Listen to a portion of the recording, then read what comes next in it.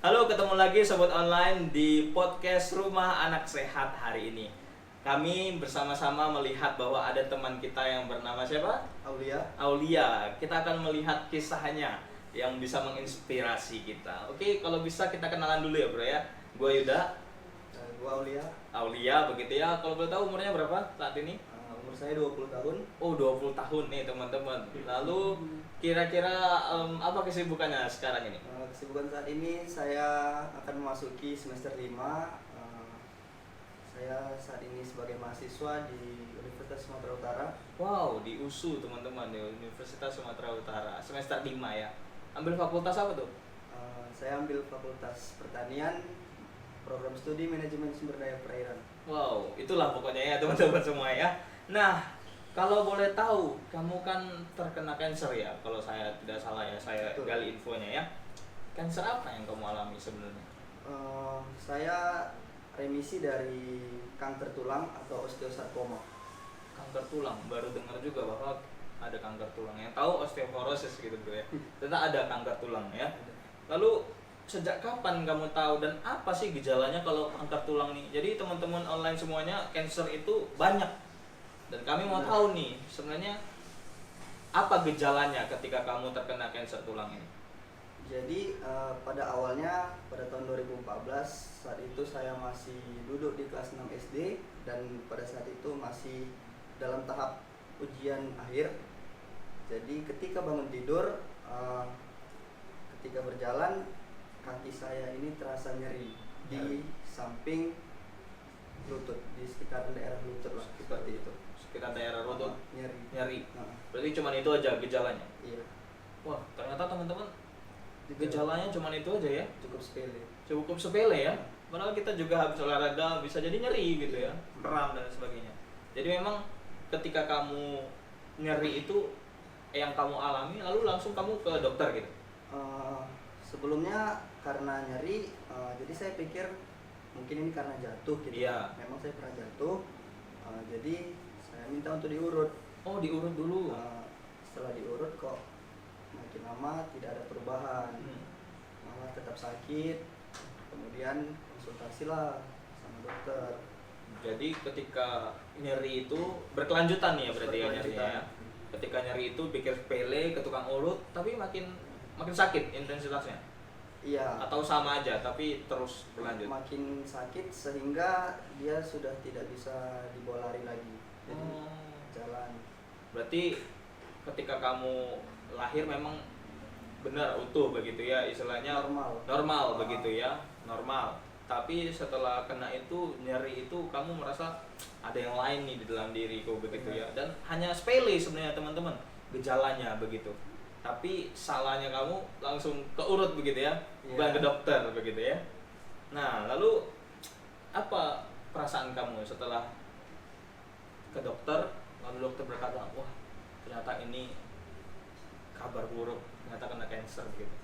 Yang pasti sangat terpukul, nafsu makan juga menurun, melakukan aktivitas apapun itu menjadi nggak bersemangat, sedih, seperti itulah. Sangat terpukul berarti ya. Lalu boleh cerita nggak kalau kita melihat keadaanmu sekarang sampai hingga harus diamputasi istilahnya begitu kan, pada awalnya normal begitu ya. Berarti dalam tanda kutip kamu awalnya normal tetapi menjadi disabilitas karena cancer ini. Kalau saya, kalau boleh beritahu kamu juga ya, kalau saya disabilitas dari lahir. Saya dari lahir. Tapi gimana perasaan kamu ketika kamu harus menjadi disabilitas karena cancer ini begitu? Yang pastinya sedih karena saya merasa lahir normal, proses tahapan waktu bayi juga contohnya kayak imunisasi segala macam itu juga dilaksanakan dengan baik, dan ketika mendengar vonis dari dokter mengidap osteosarkoma, pastinya sangat sedih sekali. Seperti itu. Lalu dokter langsung menyampaikan bahwa ini harus segera diamputasi begitu. Dokter tidak langsung menyampaikan untuk harus diamputasi, tapi harus melalui tahapan kemoterapi. Kemo. Berarti ketika tahu bahwa ada cancer di tulangmu, kemo dulu sampai berapa lama itu? Jadi saya cerita sedikit Iya. ya. Jadi Silakan. pertama kali saya itu jumpa dengan dokter Hendrio. Jadi dokter Hendrio ini waktu itu spesialis onkologi kalau saya tidak salah, tapi untuk yang dewasa. Kemudian beliau merujuk saya untuk menjumpai dokter Prasojo. Dan pada saat itu kan saya masih di bawah umur, jadi butuh juga konsultasi dengan dokter anak. Jadi waktu itu saya berjumpa dengan dokter Rudi Chandra, dan waktu setelah dokter Prasojo memvonis bahwasanya ini osteosarkoma, saya meminta dokter Rudi Chandra berkonsultasi lah dengan beliau untuk mencari second opinion. Jadi kami sekeluarga memutuskan untuk mencari pendapat lain, mana tahu hasilnya berbeda. Mana tahu hasilnya berbeda ya. Jadi kami memutuskan untuk ke Pineng, ke Rumah Sakit Glen Eagles. Waktu itu memo dari dokter Rudi Chandra. Beliau punya teman di sana namanya dokter Chan Kok Yu, spesialis ortopedi di Rumah Sakit Glen Eagles Pineng. Jadi setelah berjumpa dengan dokter Chan Kok Yu di sana, rupanya dokter Chan Kok Yu juga merujuk lagi ke rumah sakit yang lebih besar di Kuala Lumpur, di Universitas Malaya Specialist Center UMSC. Jadi saat itu saya berjumpa dengan Profesor Vive Ajit Singh, spesialis ortopedi di sana, dan beliau mengharuskan untuk kemoterapi terlebih dahulu. Namun karena waktu itu masih di bawah umur dan warga negara asing, tidak boleh kemo di sana, harus balik ke Indonesia, pulang ke Medan. Jadi karena waktu itu juga Rumah Sakit Murid Teguh juga belum menyediakan kalau saya tidak salah, jadi saya kemoterapi di Adam Malik.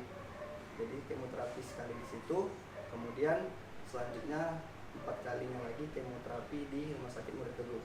Jadi sebelum amputasi bisa dibilang saya kemoterapi sebanyak 5 kali. 5 kali. Dan selama kemo itu kamu kan di bawah umur nih. Kan kita tahu juga Smiling Kids ini menerima orang yang di bawah umur begitu ya, dalam arti anak-anak sampai umur 17 tahun. Nah, rutinitas apa sih yang kamu jalani ketika harus kemo 5 kali ya tadi ya di Medan kan? Lalu di rumah singgah Smiling Kids begitu kan? Apa yang kamu jalani? Rutinitas seperti apa? Jadi setelah itu kan setelah dokter memvonis sakit kanker tulang, jadi orang tua saya memutuskan untuk mencuti sekolah selama 1 tahun, jadi untuk fokus pengobatan. Jadi selama di Smiling Kids ini ya saya berjumpa dengan teman-teman yang lain dari luar daerah, saling berinteraksi, bertukar cerita mengenai penyakit-penyakit yang dialami oleh pasien-pasien yang ada di Smiling Kids Foundation ini. Pada saat itu kamu umur kurang lebih berapa umurnya? Umur 11 tahun. 11 tahun udah bisa bertemu dengan teman-teman yang lain, nanya-nanya begitu ya. Sungguh berani juga ya, berarti ya. Padahal awalnya minder begitu kan. Jadi perasaan kamu setelah bertemu dengan teman-teman di rumah singgah Smiling Kids ini semakin tidak minder lah ya, karena melihat dengan teman-teman yang lainnya. Lalu kalau boleh saya tanya, setelah kamu saat ini sudah mengalami remisi ya, kalau dalam bahasa cancer ya begitu ya, seberapa besar sih peran Smiling Kids Foundation bagi ini? Peran Smiling Kids Foundation sangat besar. Smiling Kids Foundation ini seperti yang kita ketahui memfasilitasi semua pasien-pasien, dan tidak hanya pasien-pasien yang mengidap kanker. Jadi mulai dari tempat tinggal, semua nutrisi terpenuhi, segala macam pengobatan, obat-obatan, itu semua difasilitasi oleh Smiling Kids Foundation. Jadi Smiling Kids Foundation ini sangat membantu sekali lah bagi kami, terutama pasien anak-anak ini yang tentunya sangat awam dengan penyakit-penyakit kanker ini. Seperti itu. Ya, berarti kamu harus terhenti sekolah 1 tahun. Benar. Berarti ketika kamu di SKF, apakah lanjut masuk ke sekolah lagi? Ketika masuk tahun ajaran baru, waktu itu bulan Mei tahun 2015, tanggal 27, di situ saya diamputasi pada saat umur 12 tahun, dan pada masuk tahun ajaran baru saya langsung sekolah naik SMP kelas 1. Ya. Berarti ketika kamu selama kemo, berarti itu memang tidak menemukan jalan atau second opinion lagi ketika kamu mengalami cancer itu, sehingga harus diamputasi begitu ya, jalan satu-satunya. Iya, dokter memang merekomendasikan harus diamputasi karena kalau tidak akan menjalar ke paru-paru. Oh, dari tulang ke paru-paru. Heeh. Cukup jauh berarti ya jalannya. Berarti ketika kamu sudah diamputasi, kondisi kamu berbeda begitu ya. Berbeda. Otomatis berbeda dalam tanda atau stigma orang pada umumnya yang normal, berarti kamu sudah bukan normal lagi. Benar. Apa reaksi teman-teman ketika melihat kamu? Alhamdulillah ketika kelas 1 SMP itu teman-teman tidak ada yang membuli semacamnya, malah mereka excited gitu sama saya gitu. Ketika jam istirahat mau ke kantin, mereka mendorong kursi roda saya gitu. Jadi pada saat SMP itu kan saya sekolah masih pakai kursi roda dan masih harus menjalani kemo sebanyak 8 kali. Jadi teman-teman itu alhamdulillahnya tidak ada lah yang mencemooh atau segala macam. Mereka selalu membantu, mendukung saya. Berarti kamu juga mendapatkan satu lingkungan yang positif. Iya, lingkungan yang positif sebagai booster kamu lah ya di dalam keminderanmu itu. Berarti Smiling Kids plus komunitas di sekolah ya begitu ya. Lalu kalau boleh tahu, kayak katanya kamu berprestasi ini. Kira-kira prestasi apa yang kamu raih begitu ya di dalam keterbatasan, tapi kamu tetap berjuang di dalam keterbatasan? Alhamdulillah di SMA saya pernah meraih medali emas pada Olimpiade Geografi tingkat Provinsi Sumatera Utara yang diadakan oleh USU. Kemudian meraih medali perunggu pada Olimpiade Biologi yang diadakan oleh USU juga. Kemudian saya menjadi perwakilan dari tim pelajar Paralimpik Provinsi Sumatera Utara di Jakarta pada tahun 2019. Alhamdulillah meraih peringkat 5 di Jakarta. Wow, sangat memotivasi juga dan membangkitkan semangat dalam hidup saya juga sebenarnya kita penyandang disabilitas juga begitu ya, sangat memotivasi. Jadi ada nggak pesan teman-teman yang mengidap kanker, berjuang dengan kanker, bahkan teman-teman yang disabilitas begitu, apa kasih pesan-pesan bagi mereka? Jadi untuk teman-teman yang saat ini lagi proses pengobatan dan juga teman-teman disabilitas, saya harap teman-teman terus bersemangat, dijaga pola makannya, terus percayakan semuanya kepada dokter yang telah memberikan perawatan kepada kita sehingga proses penyembuhan itu insya Allah akan maksimal. Dan semua teman-teman jangan lupa berdoa kepada Tuhan Yang Maha Esa agar semua jalan teman-teman itu dipermudah oleh Yang Maha Kuasa. Ya. Itu doa bagi kita semua, teman-teman pemirsa online yang menyaksikan podcast ini. Jadi sekian dulu ya bro ya untuk pengenalan, kita lanjut lagi ya nanti ya. Oke, untuk teman-teman yang sedang menonton, tunggu episode berikutnya dengan teman-teman yang lain. Kali ini dengan Aulia, nanti kita akan bersama-sama dengan teman-teman yang lain. See you.